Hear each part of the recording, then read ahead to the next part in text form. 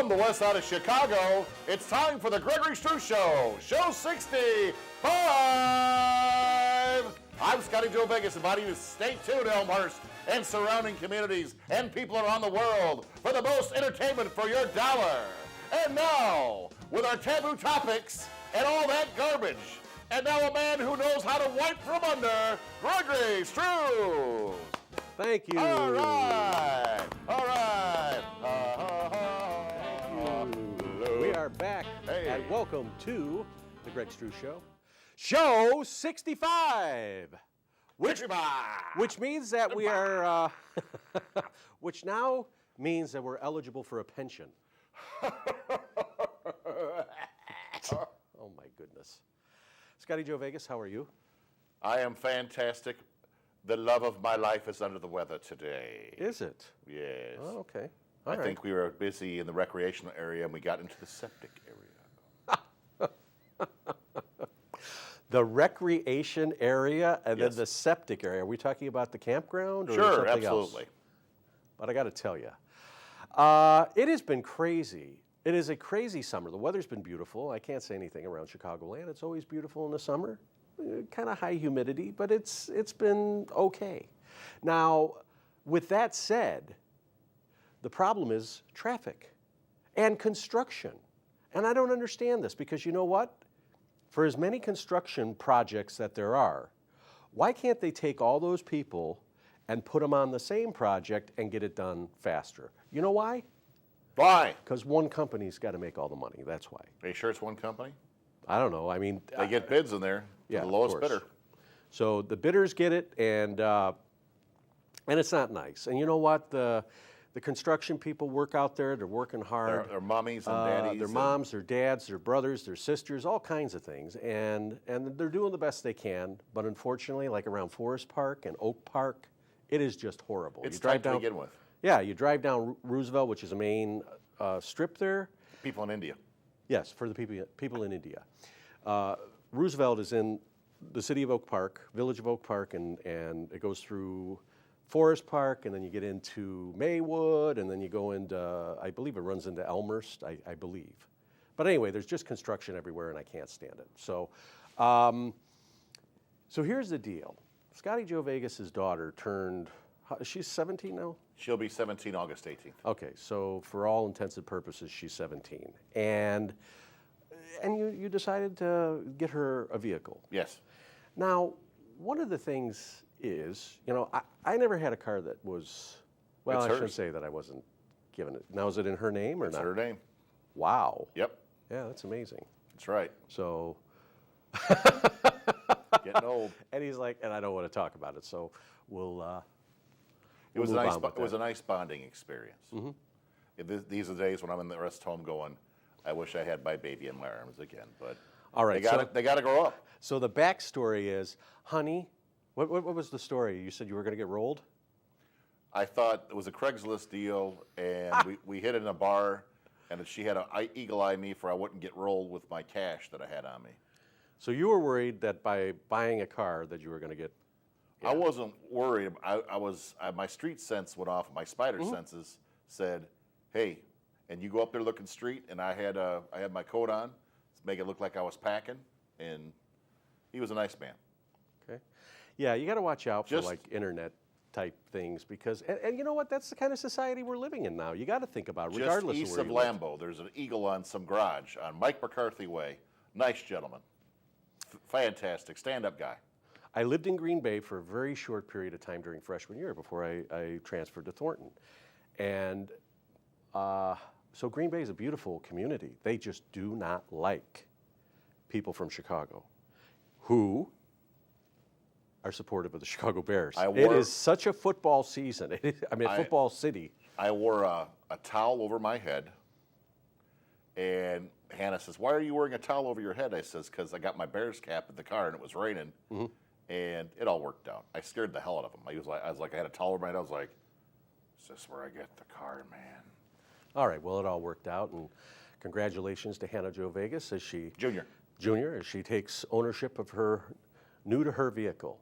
Anyway, tonight we're going to talk about, because of this construction, we're going to talk a little bit about feeling powerless. Okay.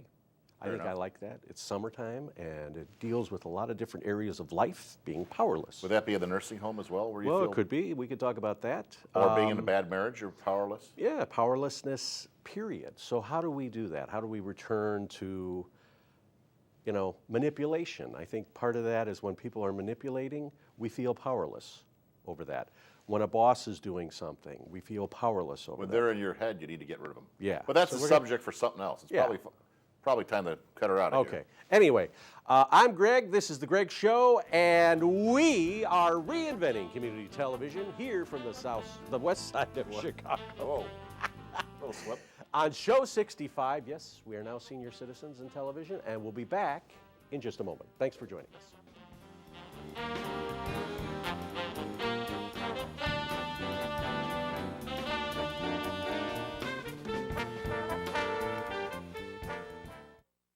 How has the loss of Tony Villa affected football here at Well, Thornton? we don't want to say anything about Tony because Tony's a good friend of all of ours. So we don't want to say anything that's going to hurt his feelings or something. But we haven't really noticed that Tony's gone, at all. So. Why-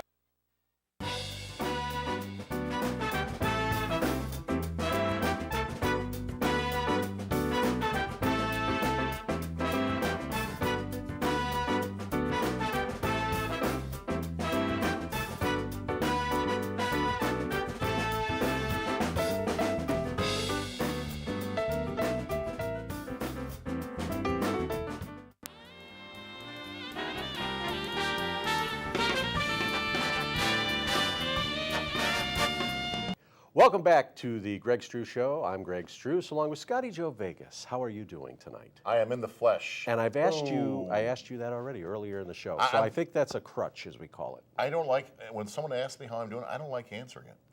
I get that a lot. It's an open question. I'm like, can't you just say, like, let's get to it? Or like, Scotty Joe, what do you know? Not much. Day's not over yet. See, when I approach people on the street, I say, "Hi, how are you today?" And they'll be like, "Oh, I'm okay."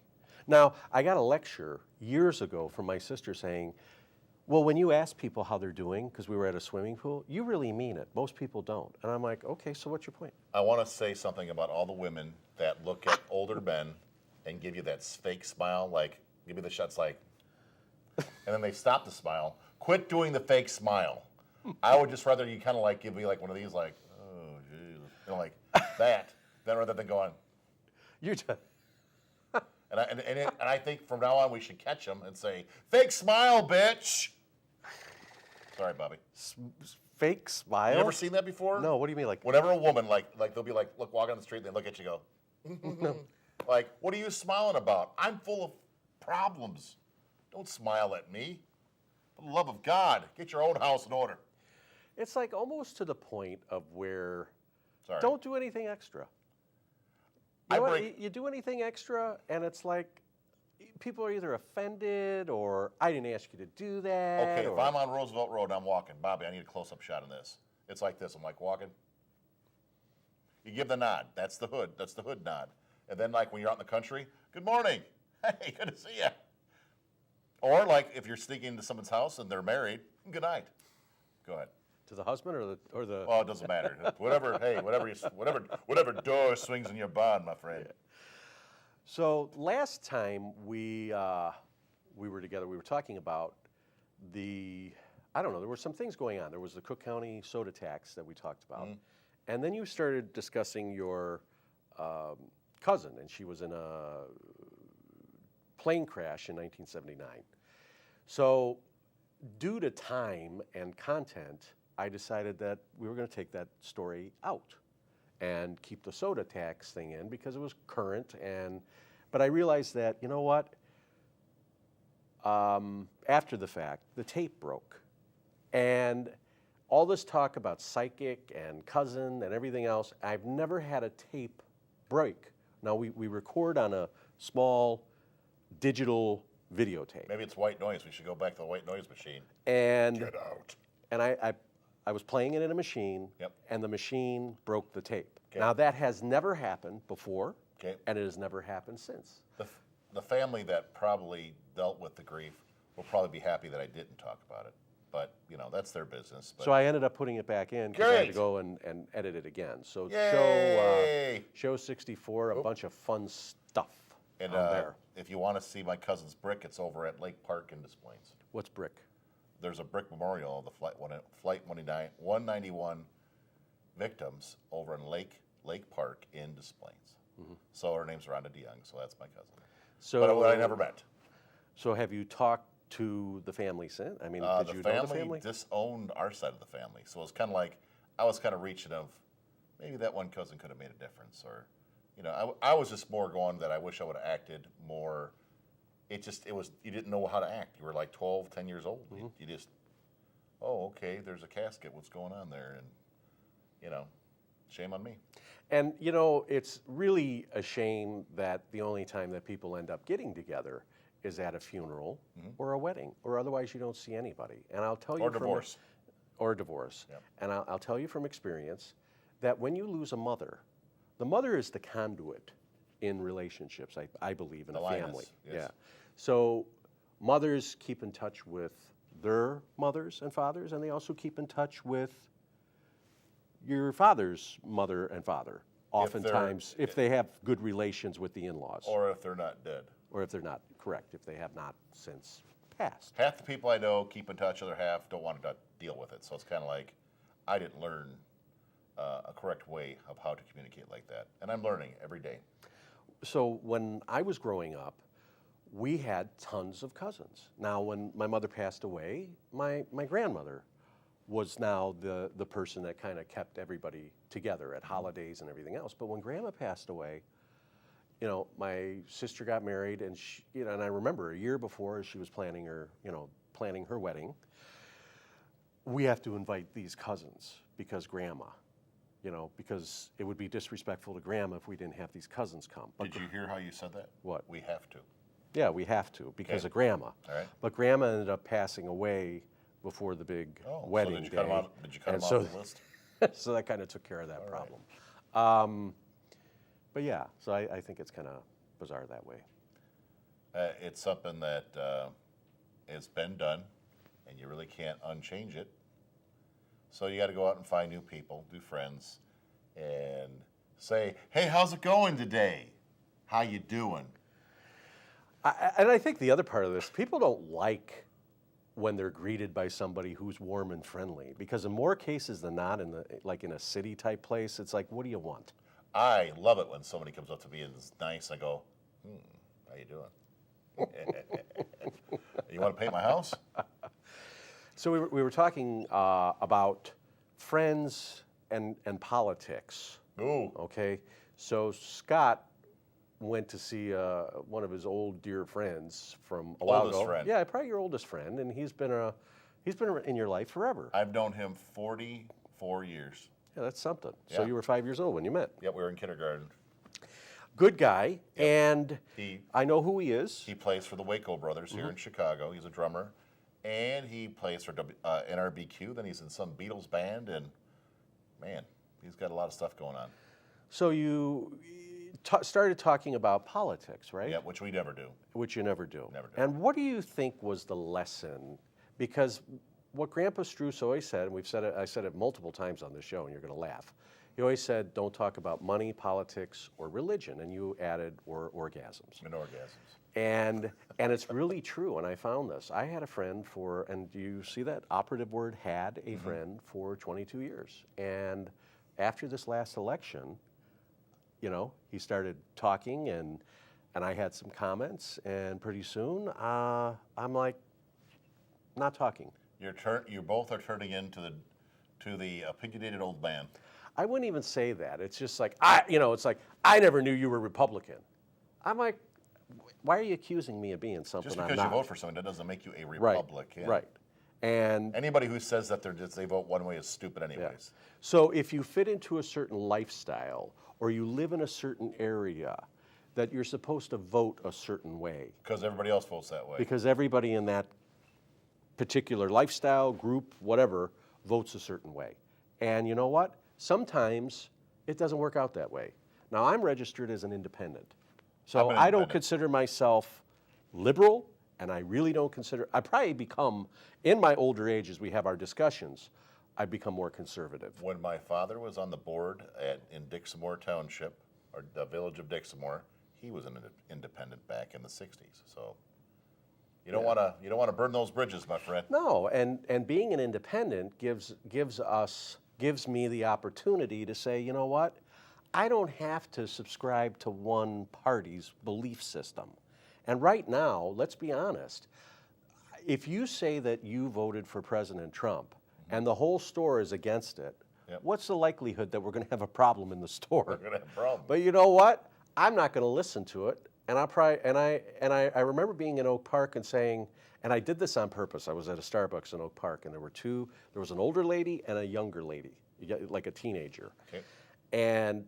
And President Trump was over across seas, and I purposely asked this question because it was on the cover of one of the newspapers. Okay.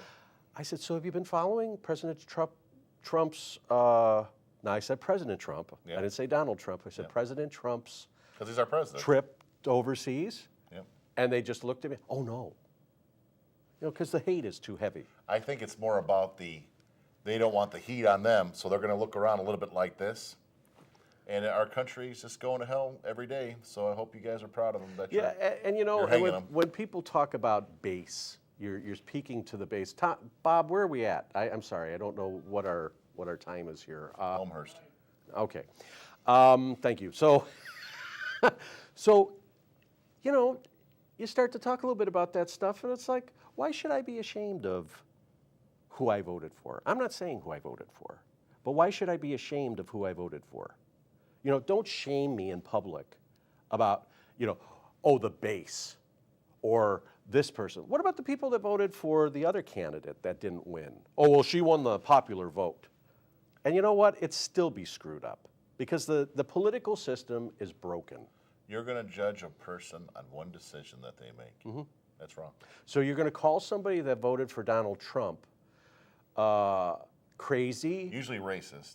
Racist, clueless, uneducated. The only reason why we know so much about Donald Trump is because they're after him. All the other presidents, you didn't hear all the wacky stuff. No. And they hid it. Yeah. So.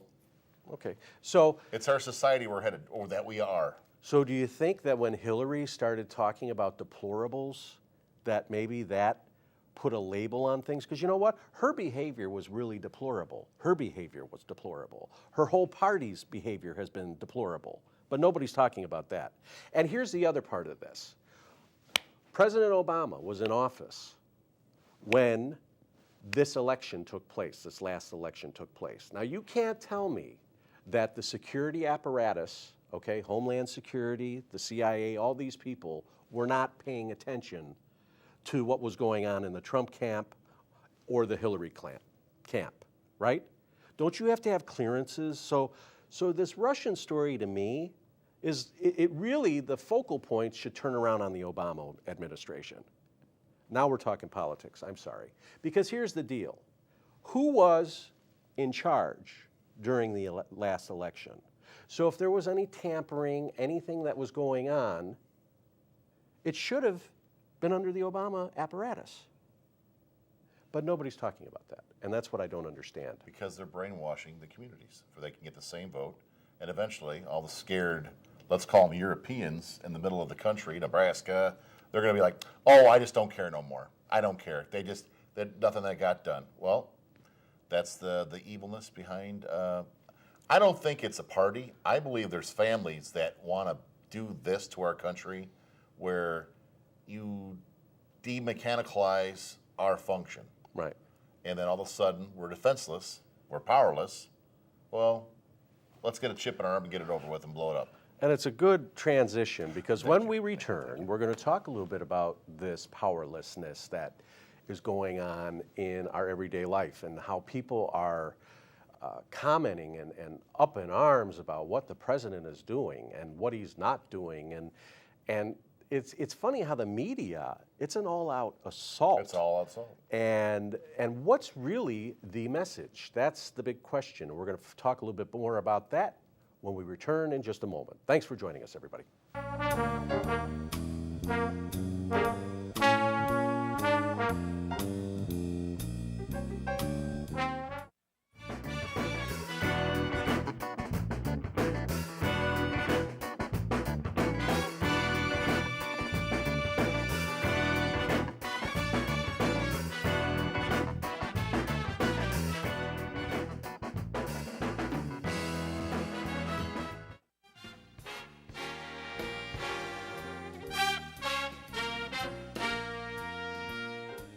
And we have returned after our short little recess because things are getting heavy here.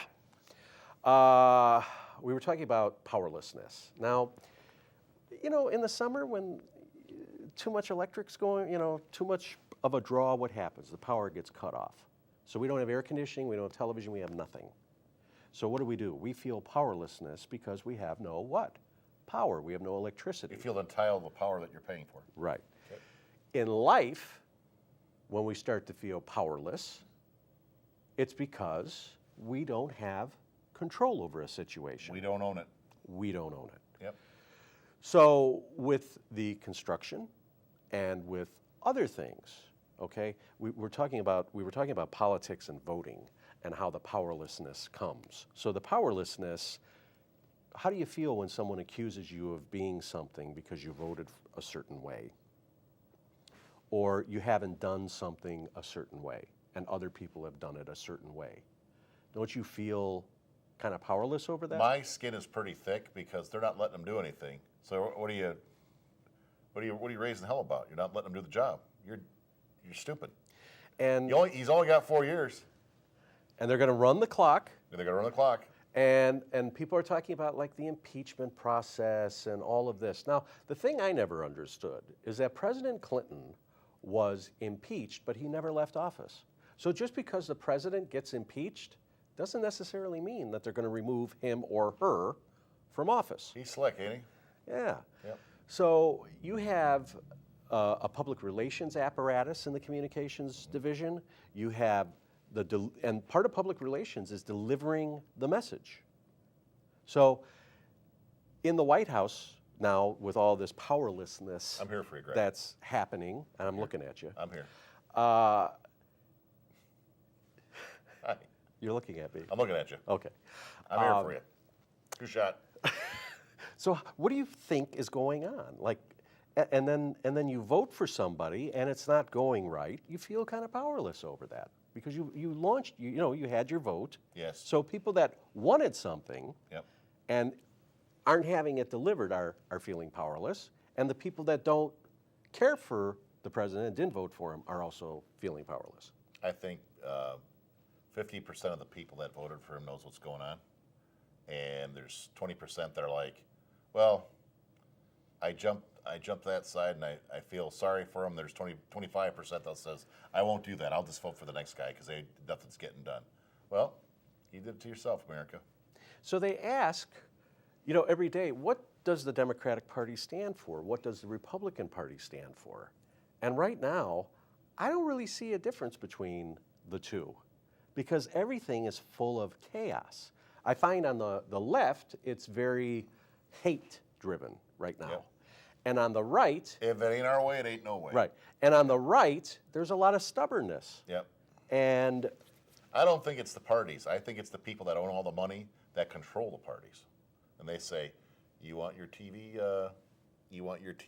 network to be paid for? Well, you go and do this for me. And that's how I want it to be done. So there's a little, you scratch my back, I scratch yours. And I remember when Dan Rather was still on the CBS Evening News, they always said that he was very liberal. And because he went after President Nixon, went after all these people.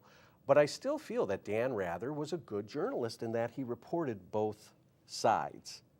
I never felt a liberal bent to Early his reporting. in his career, I think he did that. Later, he kind of... So what gets interesting is that he used to always talk about the corporate interest. Okay. So who controls the huge corporations of the networks? CNN, Time Warner, they're about ready to split. The guy that writes the check. Yeah. So if there's a corporate interest and there's lobbyists, okay, these are people that represent the financial side They of getting... say, go over there and tell those boys I want this vote done, and tell them I want that guy out of office. And Trump's going like, I got a little bit of money, but I'm going to get in. Oh, no, you're not, Donald. There's a higher power than just the parties. Yeah. There's big-time family money, and it'll come out in 200 years. It won't matter. And I think a lot of this has to do with the fact that people are no longer communicating with each other. People get swayed. People break up via text. People get fired via text. Sucks. And that sucks getting breaking up by a text. And like you couldn't call, you couldn't have a phone call, couldn't do it in person. you know, if you don't ring the doorbell, the butler will not come.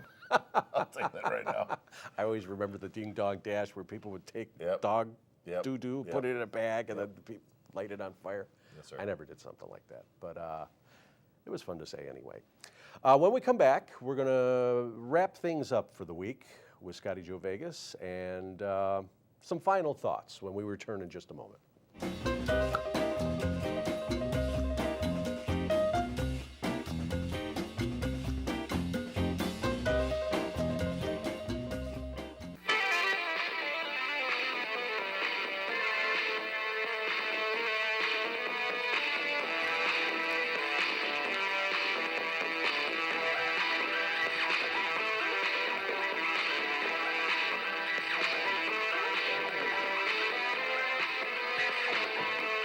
Don't we get applause? Yes. Okay, we...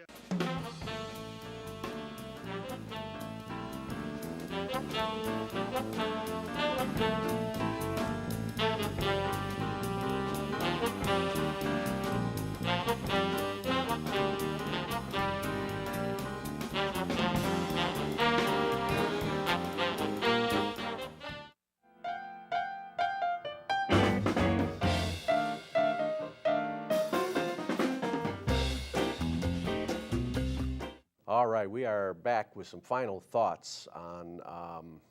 I don't know if we even. I was talking with you in between the break and asking, did we make our point about powerlessness? When powerless, we have no control over it.